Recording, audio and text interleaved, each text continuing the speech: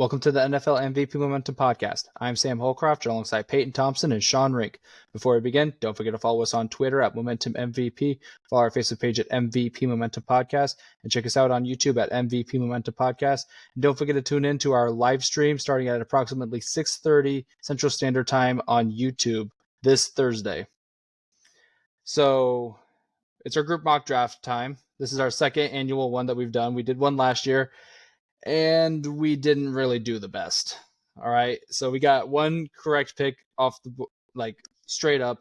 We got one pick that was the right pick but the wrong team, and then we got one that was the right team, right player, but wrong pick.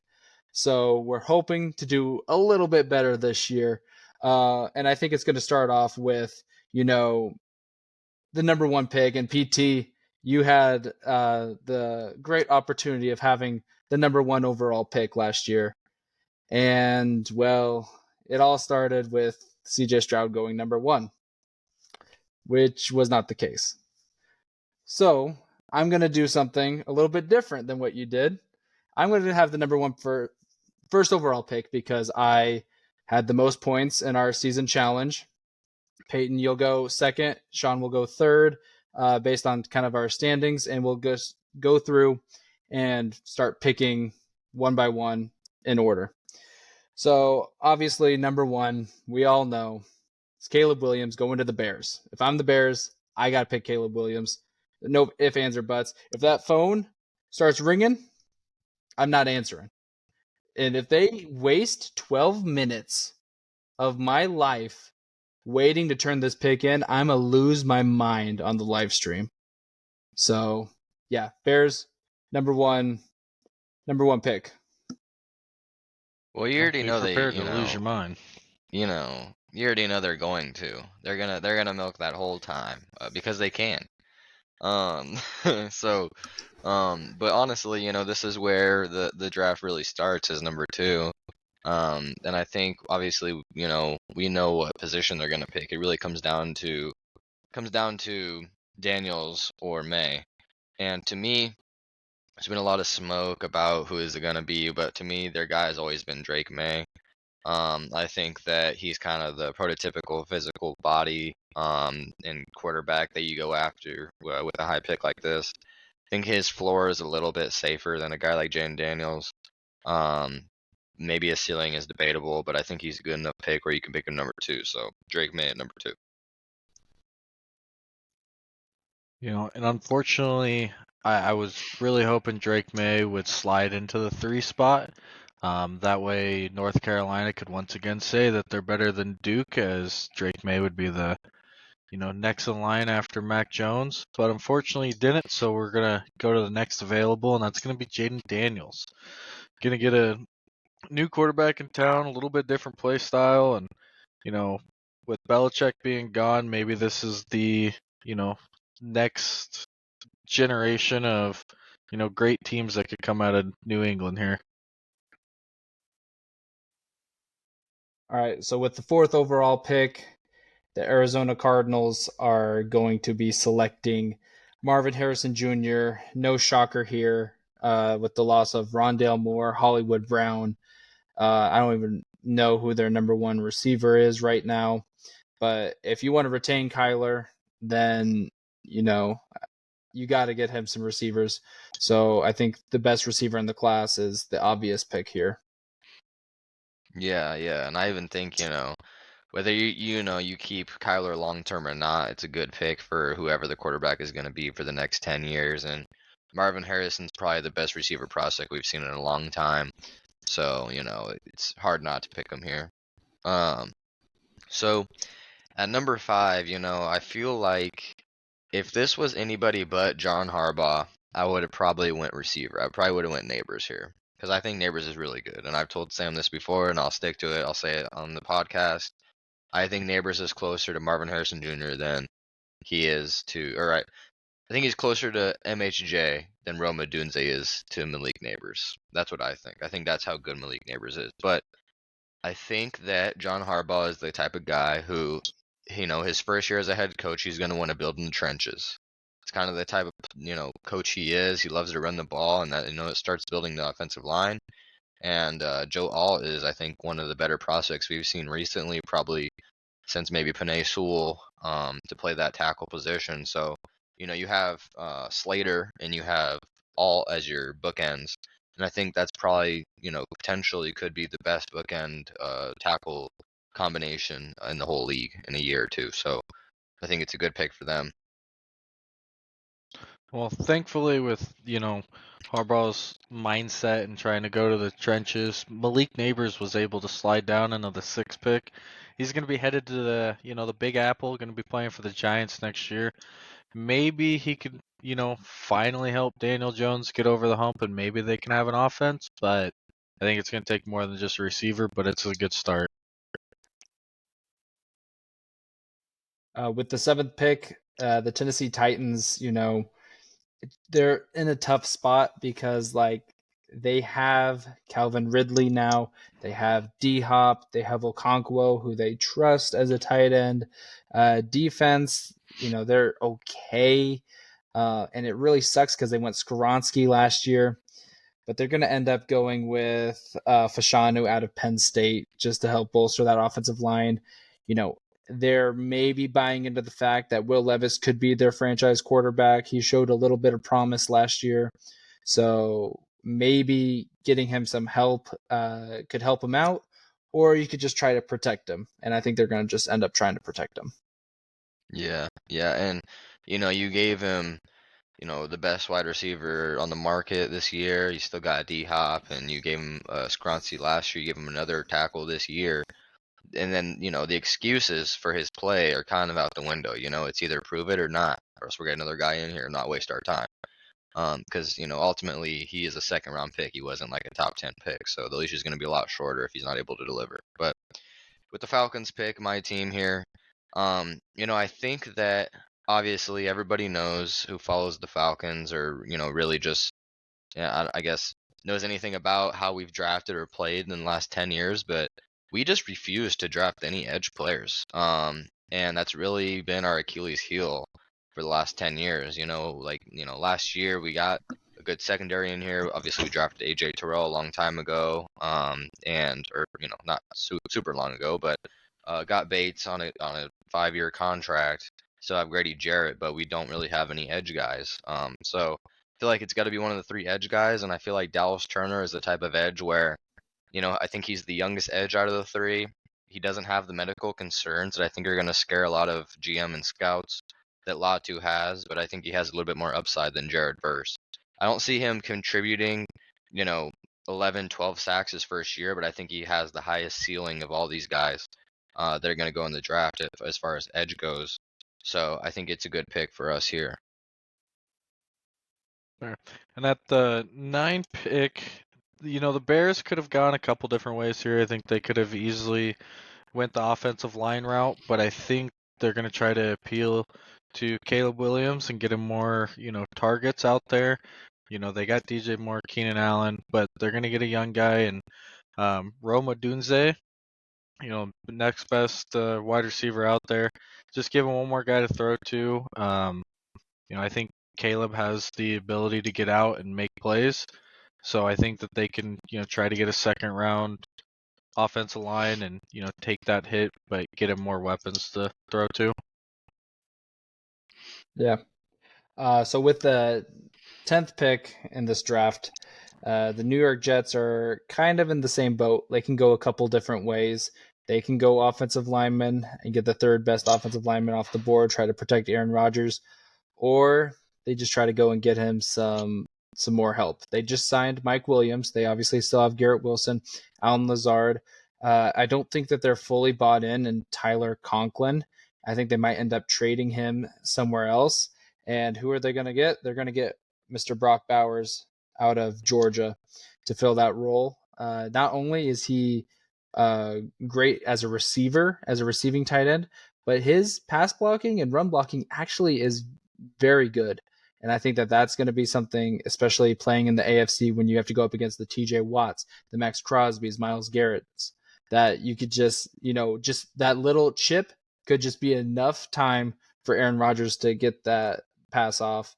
And he's not scared to go and lay the hit on some of those edge guys too. Definitely agree with that. So I think the biggest head scratcher for a lot of people when they listen or watch this podcast is, why didn't the Vikings draft up for JJ McCarthy? And this is probably, the biggest thing I went back and forth with when we did this mock draft.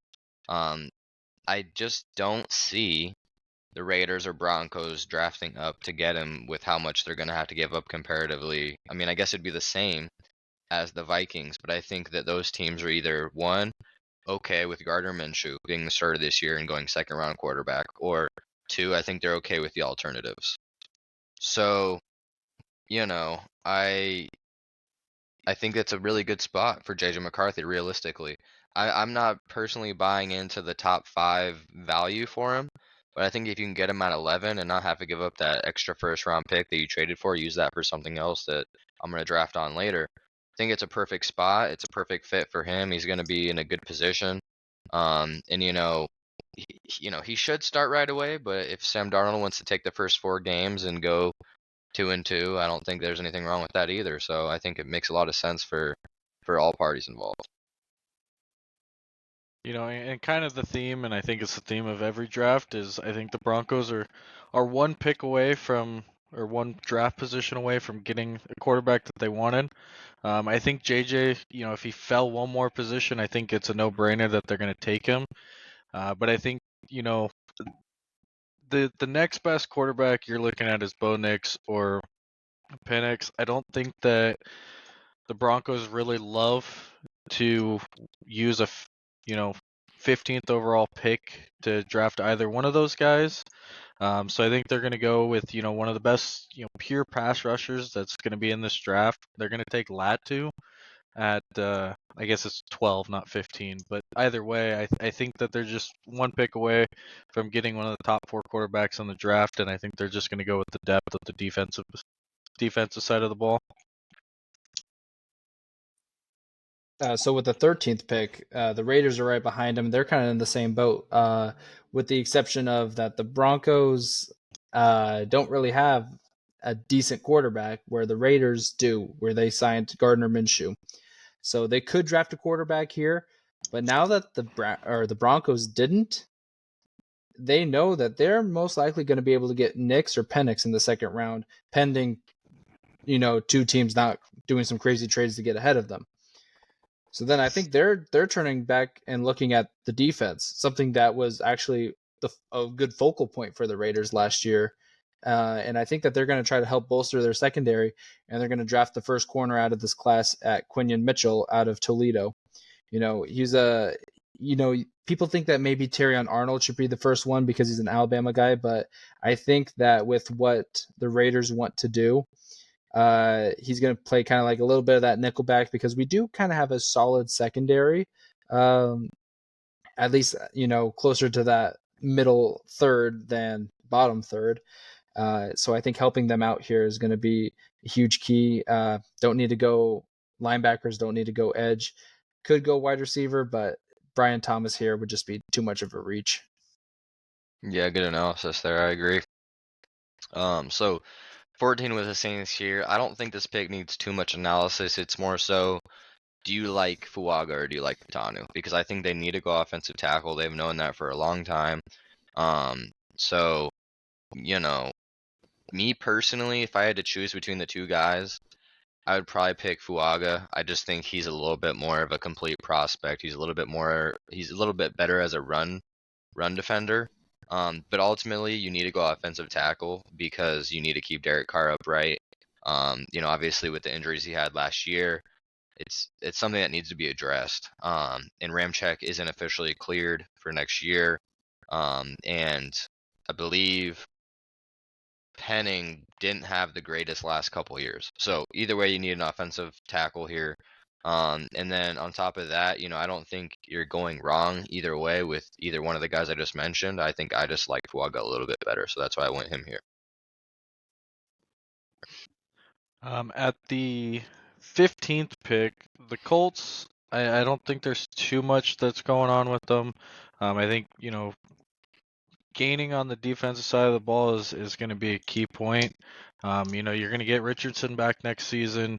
I think that they're going to have a good wide receiver core. They have a good offense line. So I think, getting better on the defensive side, because wasn't it like 2 years ago that they had a really good offense but gave up like 40 points, or was that the Lions? I don't remember. But either way, they're going to go with Jared Verse. They're going to get a good pass rusher here that's going to come off the edge from Florida State. Hopefully, be a key contributor, in the first half of the season. Get the wheels rolling and, be a playmaker by the end of it for him.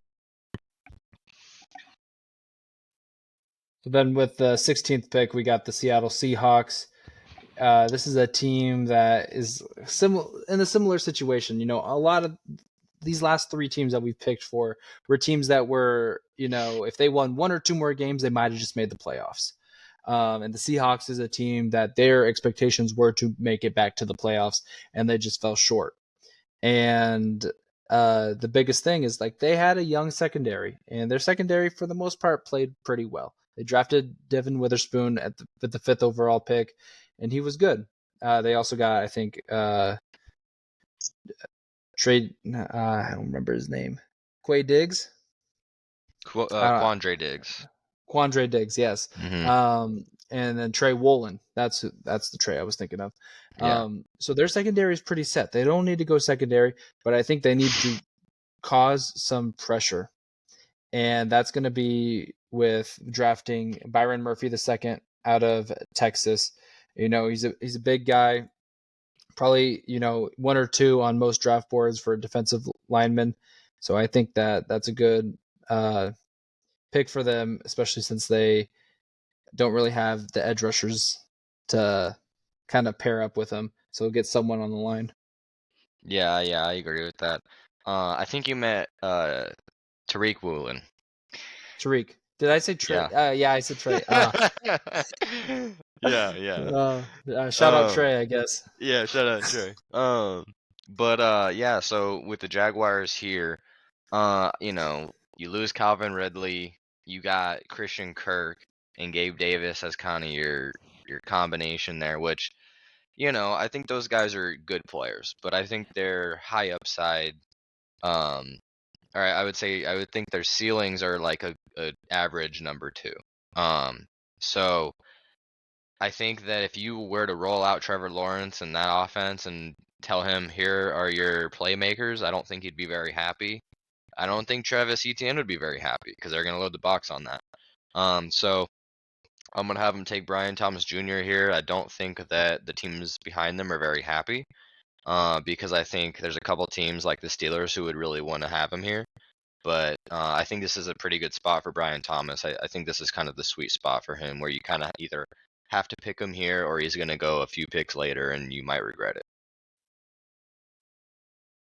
Yeah, and then with the 18th pick, the Bengals, I feel like is fairly straightforward. That's been the kryptonite for him the last few years is just a weak offensive line.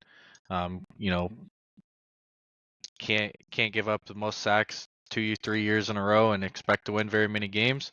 So they're going to go with offensive tackle J.C. Latham from Alabama. Hopefully that can, keep Joey Burrow, healthy and not sitting on the sidelines for half the season. Yeah, because if they want to have any success, they need to get him some help. Keep him healthy. Yeah. Burrow's not going to play past year 8 at this rate. Right. Which sucks because the 1 full year that he was able to play, or I guess 1 out of the 2 years, they made it to the Super Bowl and the conference championship in the other. So yeah, and they had to scrap that along. Imagine if he can actually get some help. Yeah. Mm-hmm. So with the 19th pick, this was originally going to be the Los Angeles Rams' pick, but the Bills just saw Brian Thomas go off the board, and they just had to trade away Stephon Diggs. Gabe Davis left. Who is Josh Allen going to throw to? Well, the Bills need to figure something out. And instead of staying at 28, they trade up all the way to 19, trade up and give up a few other picks, like a few thirds, fourth, and maybe a fifth to trade up. And so they're going to get who they view as the 5th best wide receiver. and that's going to be A.D. Mitchell out of Texas. I just feel like that he has some kind of like good kind of like physiques that you would like out of your wide receiver position. He is, let's see, he's 6'2", 205. He's pretty dang fast. He's not as fast as his teammate Xavier Worthy, but I think that he has that kind of like CeeDee Lamb type potential where you give him the ball in space and he's going to do something with it, and you can also just throw it up to him and he can try to go make a play. So they wanted to go get a wide receiver, and then this is their next guy that they're going to potentially build around. Yeah. So with that in mind, with that pick in mind, the Steelers are super frustrated because they would have been happy to either have Brian Thomas, probably their number one preferable option, at least in this range, it would have been Brian Thomas or A.D. Mitchell. And that's why the Bills jumped him, because they know that he wasn't going to be there. And as a matter of fact, maybe Troy Franklin, who we're going to talk about later, or one of the other guys wouldn't have been there either. So they had to make that trade. And so the Steelers are super frustrated because they're within 3 picks of either one of these guys. So they're really mad about it. And they're like, we want a receiver, but it's not going to be here. So they're going to trade back to the Lions at pick 29. Lions are going to come up to 20. And they're going to trade their pick swap this year. They're going to trade a second rounder in 2025. And then they're also going to throw in a 6th-round pick in this draft. And then the Lions are going to come up, and they're going to get another defensive piece to help this defense, because that's the kind of guy that Dan Campbell is. He's a very defensive-oriented guy. They've gone, I think, defense in the first round the last 3 years he's been head coach, because they went Campbell last year, and then they went Aiden Hutchinson before that. So they're just going to keep adding, what he considers blue chip defensive prospects, and that's going to be Terrion Arnold, the corner out of Alabama here. I like it. Yeah. And then with the 21st pick, I feel like kind of like a broken record, kind of repeating the same thing that I said about the Bengals. But I think Dolphins actually could have gone a couple different ways here, unlike the Bengals. Dolphins lost some key components on the defensive side, especially, in the secondary. So it wouldn't be too far-fetched to say, hey, let's go look at that. But with the offensive firepower that the Dolphins had, they can take that risk of not having the greatest defense because they should be able to compete with anybody on the offensive side. But with that being said, that offensive line can't stay healthy, kind of sucks at times. So they're going to draft another offensive tackle. It's going to be Troy, I don't know how to say his last name, Fontu, out of Washington. I'm going to have to learn how to say his name because it's either going to be good or it's going to be bad. I'm maybe they're yelling saying he sucks or that guy is great. But at some point, I'm going to have to learn how to say his name. So this was going to be originally the Eagles pick, but we're going to have what would be our third trade of this first round. And, Philly's kind of looking at their stuff and they're like, we need to bolster some picks because we're kind of not too keen on a guy right here. Don't need to draft Nate Wiggins. We don't need Newton. We don't really need line. We're decent on the line. So we're going to trade back, and the Rams are actually going to jump back from 28 when they had 19. Now they're going to come up to 22. So the Rams are going to be drafting an offensive tackle. They're going to go Amarius Mims out of Georgia. This guy has championship DNA in his blood, I believe. Let me just double check real fast. He has 3 years of experience at Georgia. Lost 2 total games. In those, what would be 44 games. He is 32-2. And he plays right tackle. He's 6'7". He's got the physicals you want. He's got championship DNA, and hopefully trying to help the Rams kind of like get back to that Super Bowl type ways. Yeah, I think I read an interesting stat about him. And it might not have been him, but I'm pretty sure it was him, about 90% sure. I think he gave up like 2 sacks his whole time at Georgia, I think it was. So that's a pretty elite blocking stat there. And So with not like super mobile quarterbacks right, either. with Stetson Bennett, a guy that doesn't really move around a whole lot. So yeah, I think it's a good pick here. And I mean, honestly, in some drafts, I think Mims would go top 15, like in a draft like last year. So I think it's a Hmm. good pick here. So with the Vikings, they still get to keep their 23, which they're happy about, obviously.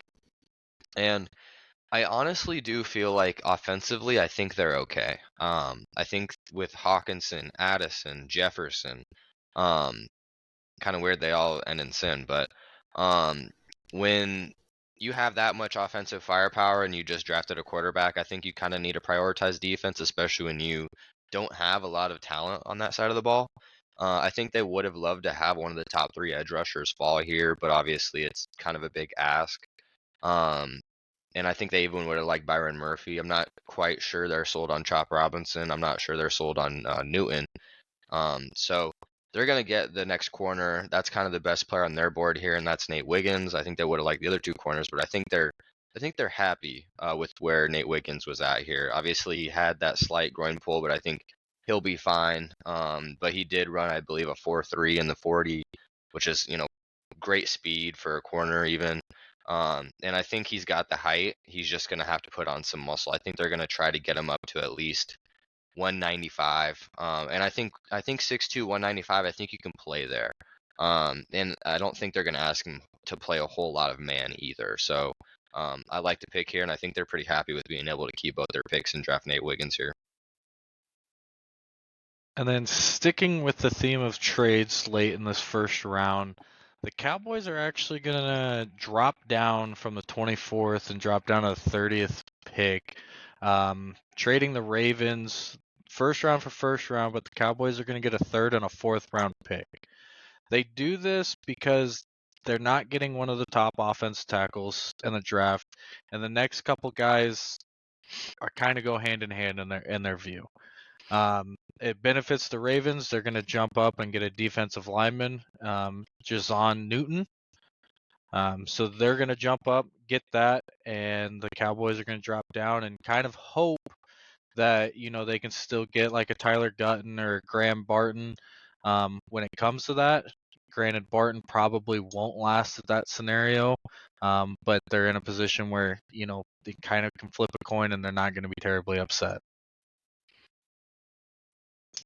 Yeah, well, it's funny that you bring up Graham Barton because the Packers are kind of looking on their board and they're like, there's a chance Bacardi doesn't really play anymore.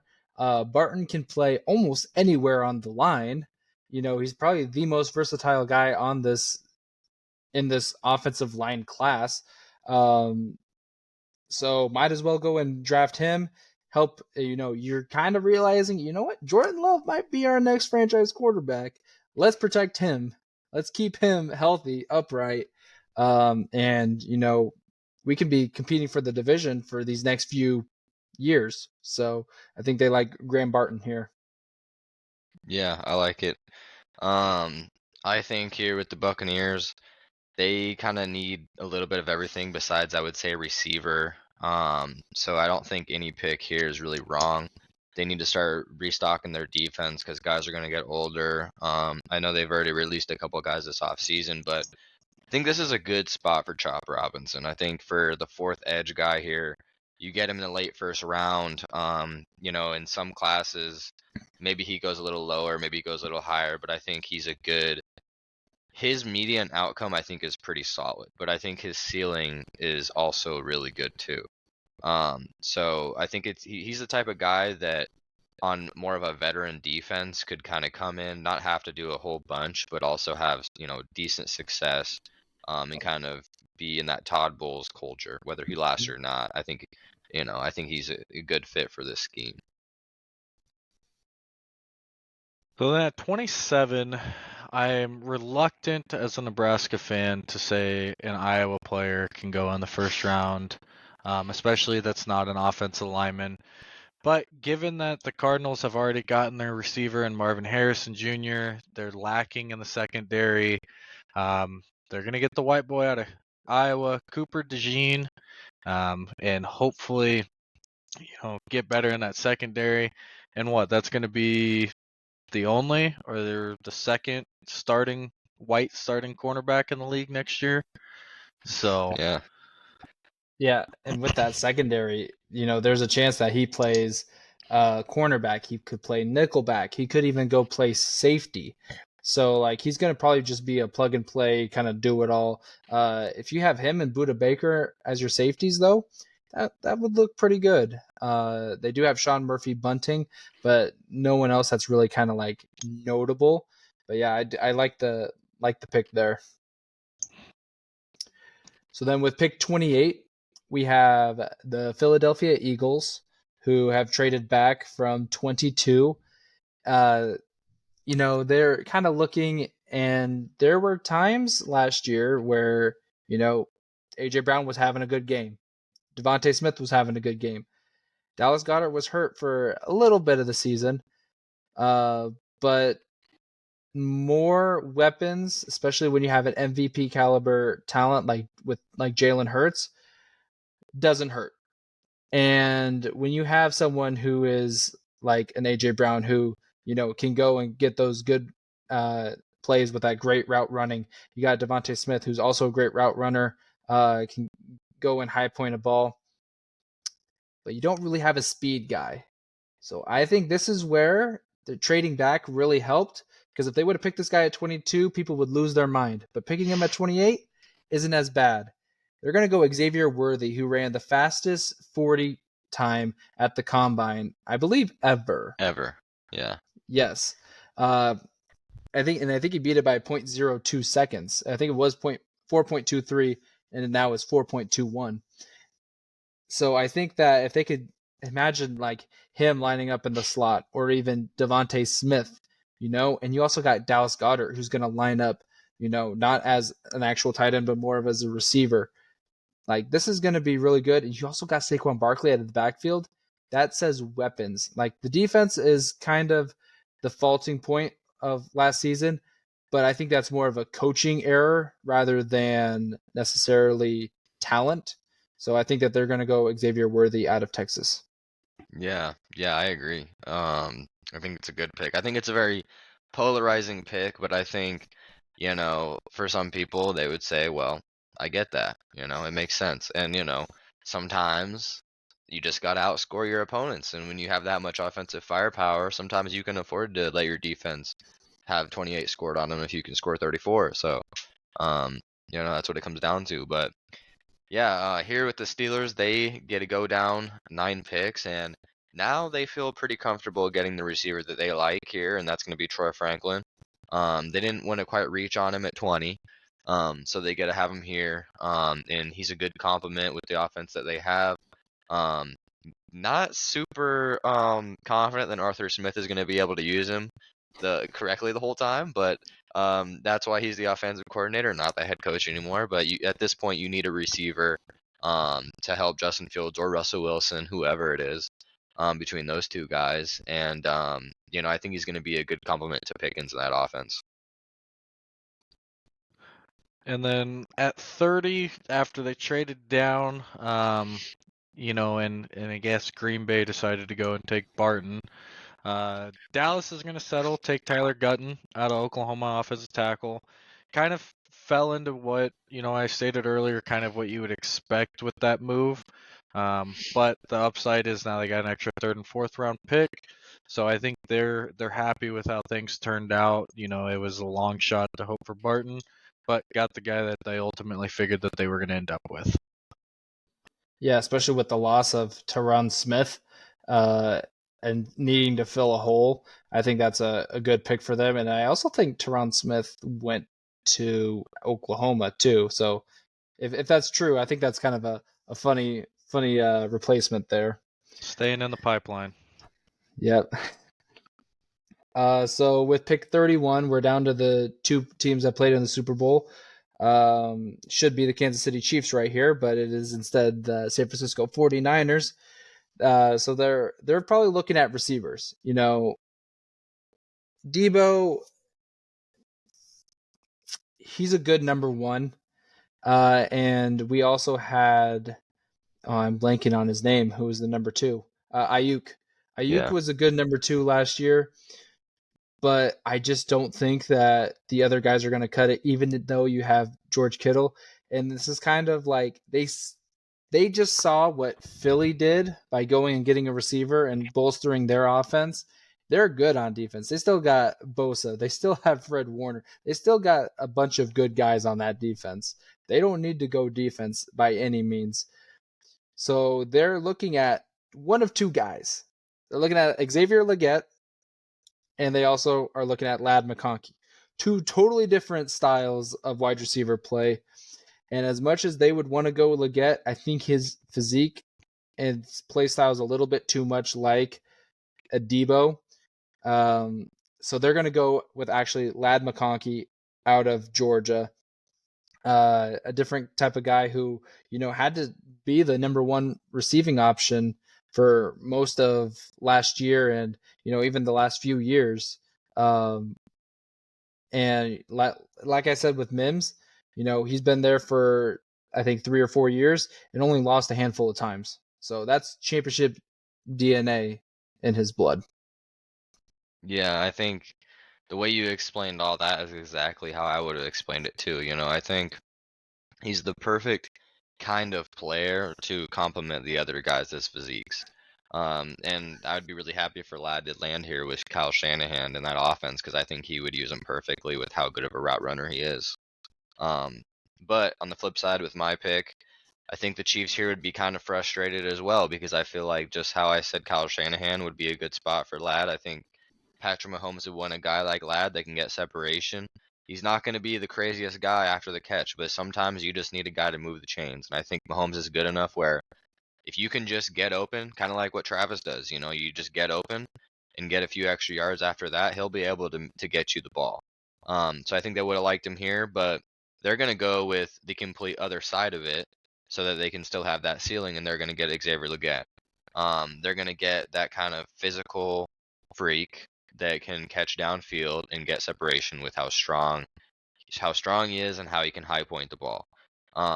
And I also think it's a great spot for him because Mahomes is going to be able to get him the ball in those tight windows as well. So I like it a lot. And I think just being in that offense in general would be good for him as a player because he would get mentored by Mahomes and Travis and Reed and everyone that's been able to kind of have the offensive success that they've had the last few years.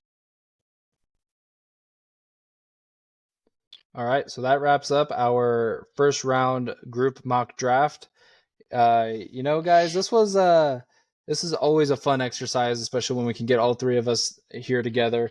But it's always nice because PT, you and I have been talking a lot about draft stuff, but once we got to that kind of like 20s range, we kind of go and think differently. And then Sean, we've talked a few times off air about some of this stuff, but like getting your input with some of this and some different kind of picks, like it's fun. It's just fun. Yeah. Yeah, definitely. But so I guess the one question I have for you guys, and then you guys can bring up any questions. Are we going to get more than 3 picks correct this year? Yes. I can We're getting already 7. tell you we're going to. 7. Okay. I'm Yeah, on PT's alright. side this year. We got 7. Yeah, I Okay. I think 6 or 7 is right. I think to be safe, I would do 6, but I would not be surprised if we got 7 because here's the thing that's kind of different about other drafts, at least recently, is you already know who the number 1 pick is. So that's already one that we got right for sure. Mm-hmm. Unless something crazy happens, like astronomically crazy. Like Caleb just wanted to like quit football for some reason, like right before that, like he got scared He or goes, something. I don't know. I'm not going to Chicago. Exactly. Yeah, but Eli Manning. Eli Manning. Yep. right, yeah, pull Eli Manning. But what do you guys think besides Caleb is the most I guess safe pick here? You I know, mean, it's truthfully, the first 4 picks I don't even think are that far fetched. I think Yeah. 1 and 4 are probably fairly locked. I think the only thing that would flip is, where Drake and Jaden go. Yeah. Or, if New England decides to go with another Michigan quarterback because the first one worked so well. That I think that's the only thing that I see those first 4 picks that's really going to be weird. And realistically, if for some reason Jake or Jaden don't make it out of those top, or like they make it out of those top 3 picks, I think the rest of our board probably scratched because everything starts to change. Mm-hmm. Because the Chargers all of a sudden have a chance to get, JJ at that point. Or like, even in this they do, but like it's just weird things that, it's going to change everything. But I think that our odds, I think those top 4 picks are probably pretty good. Yeah. Yeah, and I was just kind of like looking down, and not necessarily any other picks that I think is for sure going to happen, but I don't want to guarantee it, but I want to like halfway guarantee that the Bills are not drafting at 28. They're trading up. They're trading up and getting a wide receiver. They have to, right? They have to. I mean, here's that'd be, how many wide receivers do we have going? So that's 3, 4, 5. So they would be drafting the 6th best wide receiver. Yeah. I don't know if they're comfortable doing that. I think they want to get 5th, maybe even, I can even see them trading higher than where we have them trading up to. They could jump the Jaguars maybe to like the Colts pick possibly. To try to get, Yeah. To try to get Brian Thomas. I was just gonna say, I don't want to necessarily say it's a lock or it's a safe pick, but I do really like Brian Thomas Jr. to the Jaguars. I feel like that's one position they really, really desperately need to at least keep Trevor happy, but just be a good football team. Just be a competitive team, honestly. And Travis as well. Just to make that offense go, they need a more solidified number 1. And I know it's a lot to ask a rookie to be a number 1. I get it. But it's better than not having one at all. So I really like that pick. I also think Dallas Turner to the Falcons is pretty locked just because of how much they need the position. But it's really only, him and then I think maybe Latu, but that's about it. Yeah. So is there anything else you guys need to add? I'm going to be curious to see how, because you had the Rams trading twice. Mm-hmm. So I'm going to be curious to see how closely that's going to fall into place. Whether you get, both those trades right, one of those trades right. If you get both those trades right, plus the draft pick, I almost feel like that counts as 3 in 1. Because that's 3 scenarios that all had to line up and everything had to fall into place for one pick to be correct. Right. So that's almost a win for 3 picks. Screw whatever else happened, Right. But there is a lot of trades, especially at the back end of the draft, and we don't have anything early. So that's where I think, it could get scary on our predictions. Is, you never know with trades, and especially when people start trading players that you don't know about, and like we can only trade trades. But I think the first 15 you can be a little bit more confident, but the back end, like anything's going to be harder, especially with the amount of trades that we put into place. Yeah, I mean, I was just gonna say, Sam, if you get the Rams situation all correct, I might as well just call you an NFL scout, an NFL GM, because you predicted, that whole sequence, and that's pretty crazy. One last thing I want to mention is I really like the Terrion Arnold to the Lions, and I do like the Barn to the Packers as well. I like those picks. Yeah, it fills a lot of needs. Mm-hmm. So. And one thing I want to say real quick, because I've been meaning to say and I keep forgetting, is that 5th pick of Joe Alt. I loved Payton's thought process as to why that pick went into there.